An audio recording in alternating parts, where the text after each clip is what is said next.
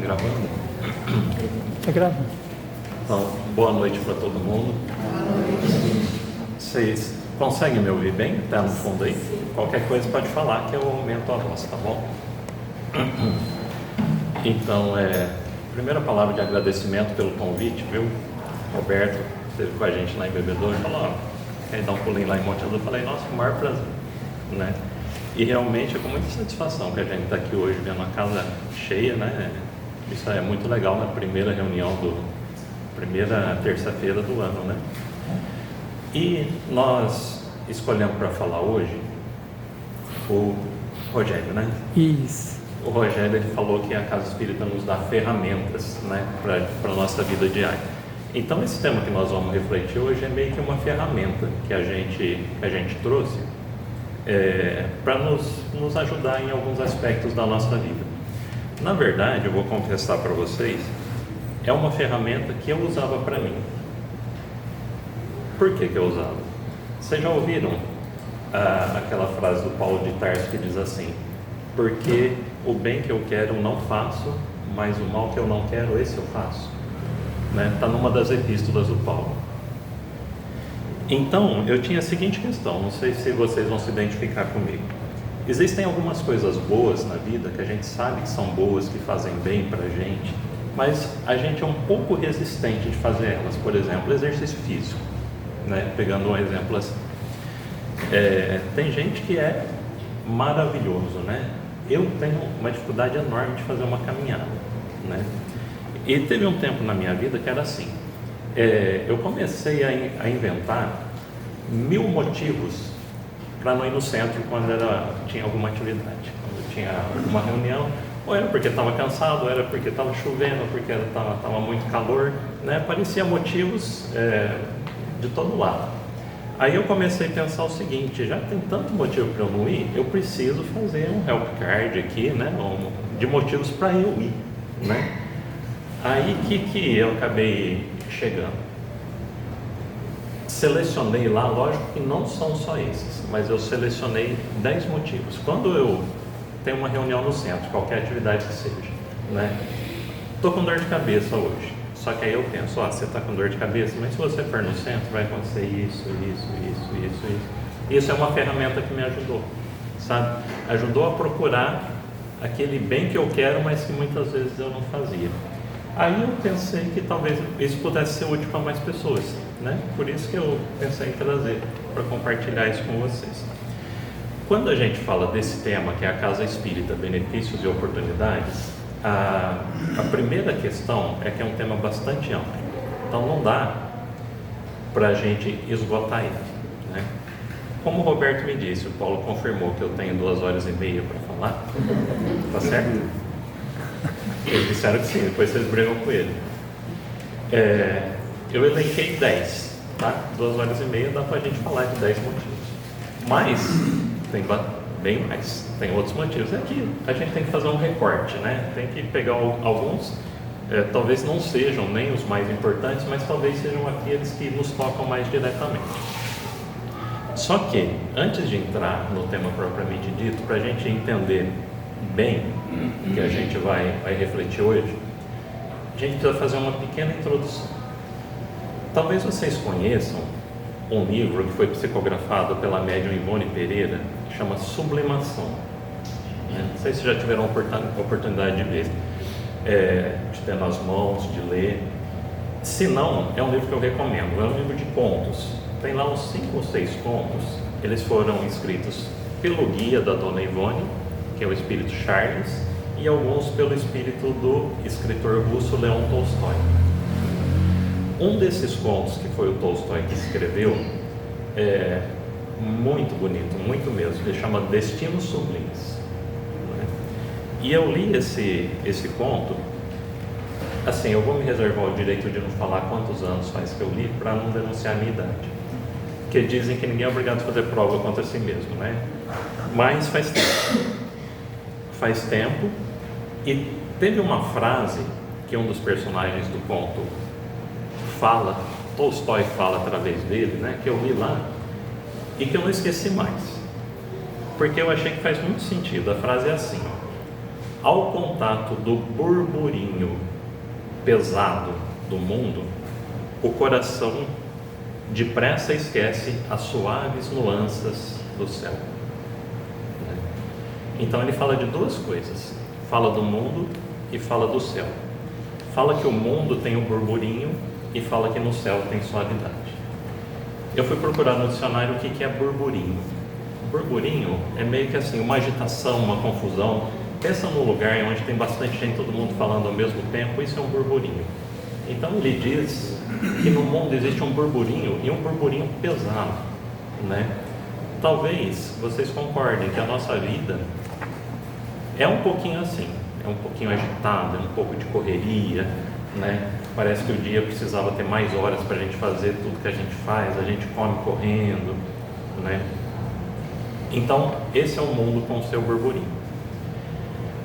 Aí tem o céu, digamos assim, né? E o céu, ele é suave. O céu tem nuances. Nuances também fui procurar no dicionário. São detalhes, né? São coisas que têm contornos suaves. Então, o que acontece? Na nossa correria, muitas vezes o céu está presente na nossa vida, só que a gente não consegue perceber ele por causa que a gente está no meio daquele burburinho do mundo. Daí a frase do Tolstói, né? Quando a gente está no contato do mundo, a gente esquece as nuances, esquece as alegrias do céu. Isso é bom? Melhor não, né? Seria melhor que se a gente vivesse num clima mais ameno, mais suave, né? Mas isso acontece, né? Para a gente entender um pouquinho mais esse burburinho do mundo, eu vou escapar um pouquinho aqui da literatura espírita e vou recorrer a um filósofo, mas ele faz todo sentido porque é que a gente quer dizer. Ele chama Baruch Spinoza, é um filósofo holandês, viveu no século XVII. Então, refletindo sobre a vida numa das suas principais obras, que chama Ética, ele fez uma definição da vida assim, interessante. Ele diz: a nossa vida é uma sequência ininterrupta de encontros do ser, eu, com o mundo. O mundo é tudo que não sou eu, né? Então, como é que ele quis dizer? Como é que a gente pode entender isso? Desde o momento que a gente acorda de manhã cedo, a gente começa a se encontrar com o mundo. E não necessariamente com pessoas. A maioria dos encontros são com pessoas, mas pode ser encontros com coisas, com circunstâncias. Se a gente for pensar, por exemplo, acordei amanhã cedinho, 6 horas, 7 horas, tem gente que acorda até mais cedo, né? Normalmente, qual que é o primeiro encontro que a gente tem com o mundo? O do celular tocando. É um encontro com o celular. Nem sempre é o encontro mais agradável do mundo, né? Principalmente se a gente tiver que acordar às 5 horas da manhã, o celular tocando, mas é o primeiro encontro que a gente tem com o mundo. E segundo Spinoza, a nossa vida é isso. A partir desse daí, a gente vai ter outros encontros. E ele vai dizer que os encontros são de 2 tipos. O primeiro tipo é o encontro que faz a gente ficar mais forte. Ele chama esses encontros de encontros alegradores. Vamos dar um exemplo. Para mim, nesse momento, eu estou tendo com vocês um encontro que é muito alegrador, né? Então, esse é alguma coisa que aumenta o que ele chama de potência de agir, ou seja, é a nossa vontade de viver, o nosso ânimo, o nosso astral. A gente poderia citar, quando a gente encontra um amigo querido, um familiar querido que a gente não vê faz tempo, isso é um encontro animador, um encontro alegrador. O segundo tipo é o contrário desse, o segundo tipo de encontro que a gente pode ter na vida. É aquele que diminui a nossa potência de agir, a nossa capacidade, o nosso ânimo, a nossa vontade mesmo de fazer as coisas, de viver. Um exemplo que me ocorreu, pensando, a gente está falando agora, a gente acorda de manhã, ouve o celular e tal, acorda meio sonolento, né? Quem nunca deu uma topada com o dedinho no pé da cama? Dói, não dói? A gente pode dizer, nessa visão do Spinoza aí, ó, foi o encontro do dedinho do meu pé com o pé da cama, né?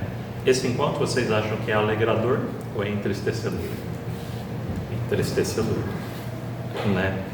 E olha que bastante entristecedor, porque dói, né? Mas é nesse sentido, né? Um exemplo bobinho, mas só para a gente entender que a partir daí a nossa vida é uma sequência de encontros. Por que eu estou dizendo isso? Porque muitos desses encontros a gente pode escolher, né? E agora, entrando no tema, a gente pode atender a um convite que foi Jesus que fez, né? Está lá no Evangelho de Mateus, ele disse assim, ó: vinde a mim todos vós que estáis cansados e sobrecarregados, e eu vos aliviarei. Todo mundo conhece essa passagem, né? Isso que Jesus fez foi um convite para a gente. Ele disse, ó, vem até mim, você está cansado, você está afadigado, está sobrecarregado, vem até mim que eu posso te aliviar. É claro que a gente não consegue ir até Jesus. Eu não vou conseguir sair daqui agora e encontrar com Jesus ali na esquina, né? Mas Jesus, sabendo disso, o que ele fez? Ele colocou na terra, no mundo, alguns postos avançados, que são meio que representantes de Jesus. E eu não tenho medo de dizer que o Centro Espírita é um desses postos avançados. Não é o único, né? Mas com certeza é um desses postos avançados. Se a gente tem a oportunidade de nos encontrar com Jesus através desses pontos avançados que são as casas espíritas, por que não fazer? Não é? Eu digo por quê? Porque está chovendo, porque eu cheguei tarde do serviço, porque eu estou cansado, estou com dor de cabeça, né? Então a gente se enche desses motivos para não atender esse convite de Jesus. Então aqui nós vamos dar os motivos para a gente atender os motivos, o convite de Jesus. Então vamos lá.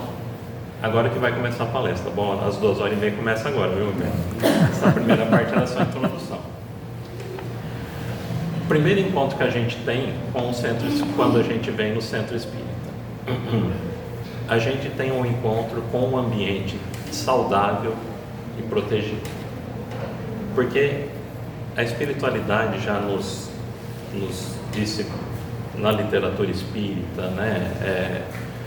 Os mentores do centro, que muitas vezes a gente tem a oportunidade de ouvir, eles dizem que uma reunião como essa, por exemplo, começa muito antes da gente chegar aqui. E o trabalho da espiritualidade é minucioso no sentido de preparar esse ambiente, né? Para torná-lo o mais acolhedor possível para a gente, o mais, digamos assim, higienizado em termos magnéticos, em termos de energia, né? Então, esse é o primeiro encontro alegrador que a gente tem no centro, né? É o ambiente. E eu costumo dizer que se, digamos que a gente viesse aqui no centro hoje, né? A gente chega aqui às 8h, cada um se senta na sua cadeira e não acontece mais nada. Não tem palestra, não tem passe, mas a gente fica aqui meia hora, 40 minutos. Eu aposto com vocês que quando a gente for embora a gente vai estar melhor, porque a gente vai ter absorvido esse ambiente, a gente vai ter trocado energia, porque na nossa vida comum não existe toda essa higienização, né? A gente está o tempo todo nesse burburinho, né? Então não dá para fazer esse cuidado que tem dentro da casa espírita no nosso ambiente de trabalho muitas vezes na nossa casa, né? Mas no centro dá. Então, já falamos do primeiro. Acho que não vai dar 2h30 não, já foi o primeiro. Segundo, a gente tem a oportunidade de nos encontrar com uma reflexão edificante, né? Isso que nós estamos fazendo aqui agora. A gente está refletindo sobre alguma coisa que é boa, né? O palestrante é meio chato, mas o tema é legal, né? Então, o que acontece? Essa não é uma reunião de estudo. A gente não está aqui para pegar um tema e destrinchar e estudar, como a gente faz no estudo sistematizado, por exemplo, né? Mas a gente vai aprender alguma coisinha aqui. E mais do que isso, sabe o que é importante da gente fazer uma reflexão desse tipo? A gente tem uma ideia de fixar, não foi uma frase muito bonita, mas a gente tem uma ideia de fixar ideias na nossa cabeça. Então, muitas vezes, principalmente quando a gente está com algum problema, aquilo fica martelando na nossa cabeça, não sai. E quando a gente desloca a nossa atenção para um tema, olha, vamos falar sobre a casa espírita hoje, tem a oportunidade da gente aliviar um pouco esse peso que é dessa monoideia, essa ideia que muitas vezes fica martelando na cabeça da gente, né? Só isso daí já dá um refrigério para nós, para nossa alma. Então, o segundo encontro alegrador que nós temos no Centro Espírita, né? Fazer uma reflexão edificante.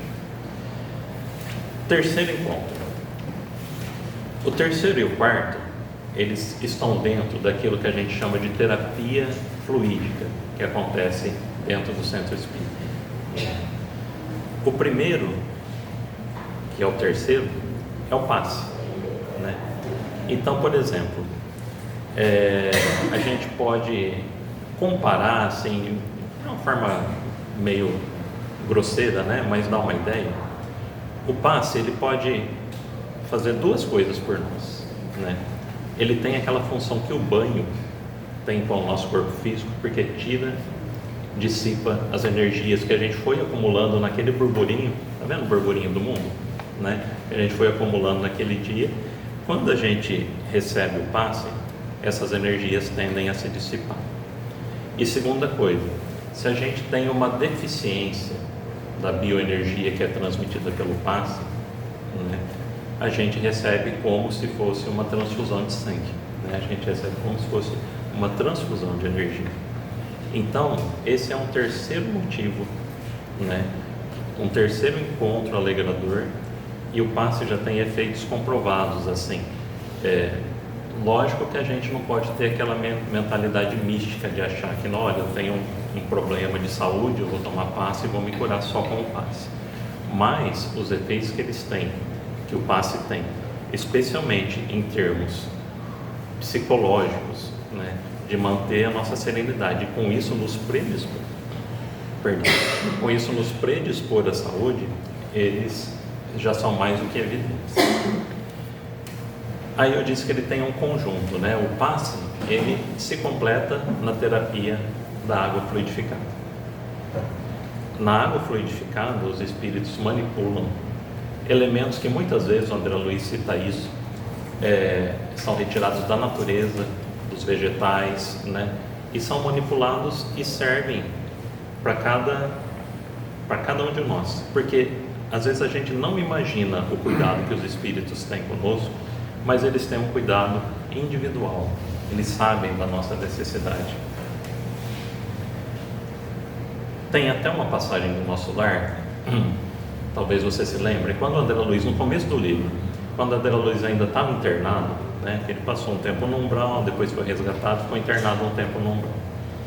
E ele fala que era servido para ele um caldo, uma sopa, né? Um caldo reconfortante e um copo de água fresca, né? E ele diz que se impressionava como ele melhorava, porque ele estava ali na condição de enfermo ainda, tinha problema nos intestinos, né? Que era a questão que tinha levado ele ao desencarne, né? E diz que ele mudava. Depois daquele, ele até fala assim: ó, o que tem nesse caldinho aqui que me faz tão bem, né? É a terapia fluídico-magnética. E a gente não tem razões para acreditar que aquilo só existe no nosso lar e não existe aqui para a gente. Ou seja, aquilo que o André Luiz recebia, a gente também pode receber por aqui, não é? Bom, já falamos de 4. Um quinto motivo. A gente tem um encontro com a oração, né? O Rogério acabou de fazer a oração, todos nós acompanhamos. Isso é uma coisa que faz muita diferença no nosso dia. O Gandhi, né, que todo mundo conhece, ele tem uma frase que ela é interessante. Ele fala assim, ó: a oração é a chave da manhã e a tranca da noite. Querendo dizer, a gente não deveria abrir o nosso dia sem virar a chave da oração e nem fechar o nosso dia sem trancar o dia com a chave de uma outra oração. Por quê? Porque isso é um compromisso religioso? Não. Porque a oração nos faz muito bem, O mesmo Gandhi, ele vai dizer que a oração é a respiração da alma.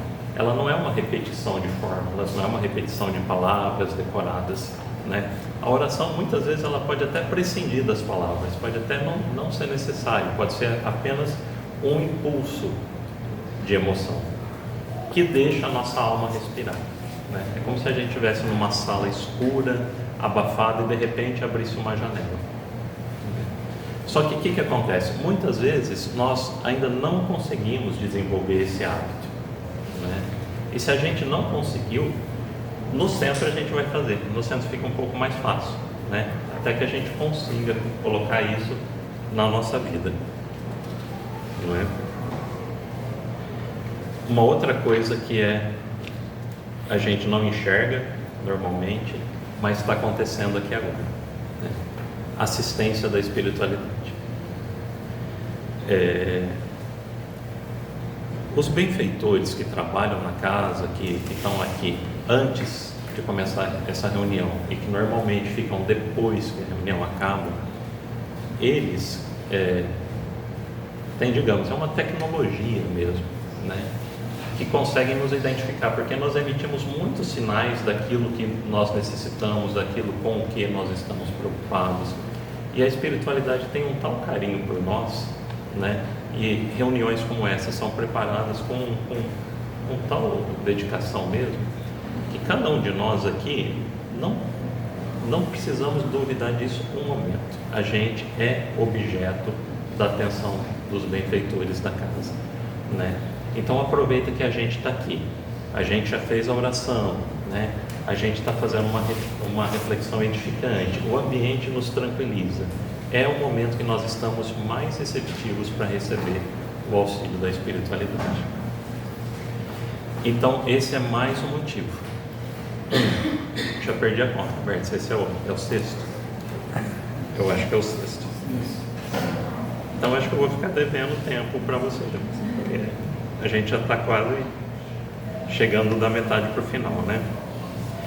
Tem uma outra coisa, um outro encontro, um outro benefício que o Centro Espírita nos disponibiliza, que deixa eu fazer um suspense. Paulo de Tarso, que a gente já citou no começo, ele tem uma outra coisa que ele diz que é interessante. Ele diz que nós estamos rodeados por uma nuvem de testemunhas, né? Ele disse figuradamente, né, porque no seu tempo não dava para falar de outra maneira, né? Quem são essa nuvem de testemunhas de que nós estamos rodeados e que nós não vemos? São os homens mesmo, só que são os homens que estão desencarnados, né? E essa nuvem de testemunhas tem a parte daqueles que são bons e tem aquela parte que o Chico Xavier falava assim, os ainda não bons. Esses que ainda não são bons, né? Como normalmente a gente tem mais facilidade de sintonizar com esses, às vezes a gente forma uma simbiose com eles ali que nos faz mal para a nossa saúde espiritual, às vezes com reflexo na nossa saúde física, né? E muitas vezes a gente não consegue sair desse intercâmbio que acaba se formando, muitas vezes forte, sem um auxílio especializado que acontece nas reuniões mediúnicas do Centro Espírita. Então, quando a gente vem até o Centro Espírita, é nos disponibilizado mais esse benefício, que é o do atendimento de pronto-socorro, assim, que é o atendimento mediúnico, né? Nós falamos até aqui de 7 benefícios. Agora nós podemos considerar assim, também são benefícios, mas eles são mais oportunidades. Lembrando do codificador, Kardec também tem uma frase que é assim, lapidar, né? Que a gente conhece bem. Espíritas, amai-vos, eis o primeiro mandamento. Instruí-vos, eis o segundo. Aliás, não é do Kardec, é do Espírito de Verdade, né? Amar é uma coisa que está assim, ninguém tem dúvida da importância disso. Mas hoje vamos focar a nossa atenção no instruí-vos, né? Que também é muito importante. Inclusive, a gente aprende a importância do amor quando a gente se instrui. Então, qual que é a oportunidade que o Centro Espírita nos apresenta? De estudar. E o estudo faz uma diferença enorme na nossa vida. A gente pode estudar em casa sozinho, mas não sei se vocês já tiveram essa experiência. É muito mais proveitoso quando a gente está com outras pessoas, quando a gente está em grupo, porque a gente interage, a gente troca ideia, coisa que a gente não conseguiu entender, a outra pessoa nos ajuda, o que a outra pessoa não entendeu, a gente tem a oportunidade de contribuir.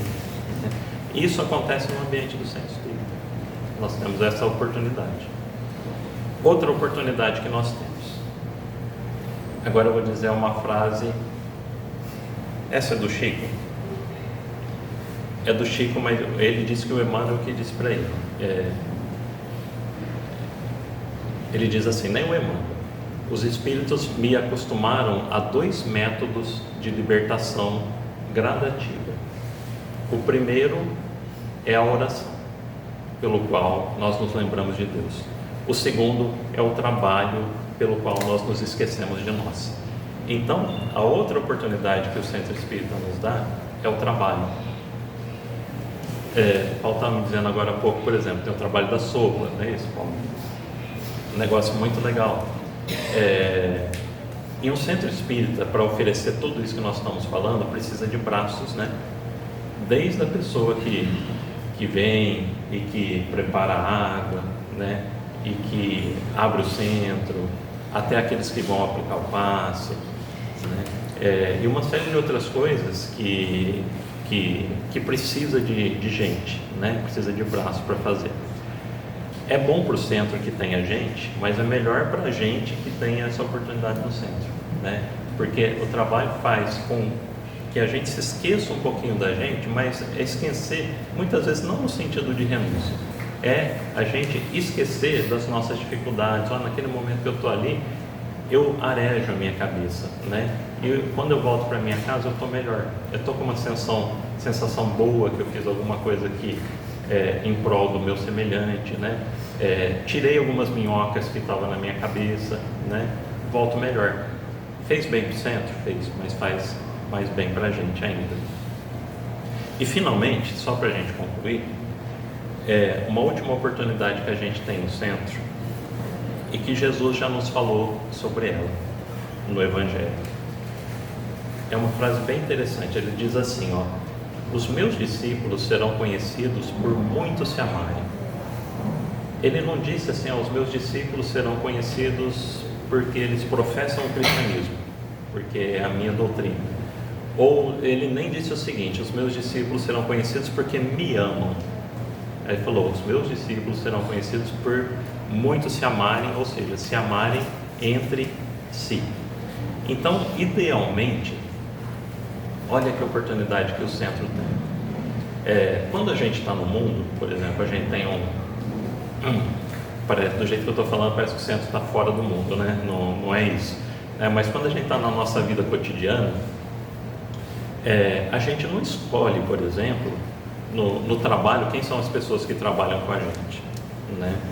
E muitas vezes, cada um pensa de um jeito no ambiente de trabalho. Na faculdade, na escola, até na família, né? Muitas vezes cada um puxa para um lado. Quando a gente está reunido aqui no centro, é porque a gente tem mais ou menos uma mesma direção de pensamento. E isso nos alimenta, sabe? A gente precisa estar junto com pessoas que tenham assim uma semelhança de gostos com a gente, né? Isso faz muito bem. Será que é exagero a gente falar que isso é amor? Talvez seja, mas se ele ainda não é aquele amor que Jesus falou, ele pelo menos é o começo, ele pelo menos é o treino, né?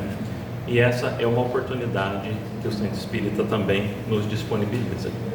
Finalmente, agora só para concluir mesmo, a gente pode conseguir tudo isso fora do Centro Espírita? Até pode. Tem uma historinha do Gandhi que ele fala o seguinte, quem já teve a oportunidade de estudar a vida dele, de ler, de conhecer alguma coisa, vê que ele lutou muito, né? E foi preso várias vezes, vira e mexe ele apanhava da polícia lá na Índia, etc e tal, né? Então tinha alguns seguidores dele que um dia chegaram para ele e disseram, Mahatma, nós estamos vendo a sua luta, né? O senhor tem trabalhado muito, o senhor tem sofrido bastante. A gente queria convidar o senhor para fazer uma pausa. Nós temos aqui uma caverna nas montanhas, que é um local muito tranquilo, é um local afastado. O senhor vai poder experimentar o máximo de paz que se pode ter na Terra. E nós queremos oferecer isso para o senhor recobrar as energias, para o senhor ter serenidade. Sabem qual foi a resposta dele? Eu já tenho essa caverna dentro de mim. Olha que interessante. Ele não precisa de alguma coisa externa, porque ele já conseguiu construir um recanto dentro de si mesmo. Se nós já conseguimos isso, excelente, ótimo para nós, né? Mas não é muito fácil a gente conseguir construir essa caverna, esse refúgio dentro da gente. Enquanto a gente não conseguir, a gente tem o Centro Espírita, esse posto avançado que Jesus colocou na Terra, né? Para nos ajudar, para servir de ponto de encontro com Ele. Então, desejando que todos tenham muito mais encontros alegradores do que encontros entristecedores nessa semana, nas próximas, né? Só tenho a agradecer. Desculpem não ter falado 2h30, na próxima vez a gente fala, né? E que Jesus continue abençoando a gente tenha uma ótima semana. Obrigado. Nós deixamos aqui para você. Muito obrigado. Nossa, eu vou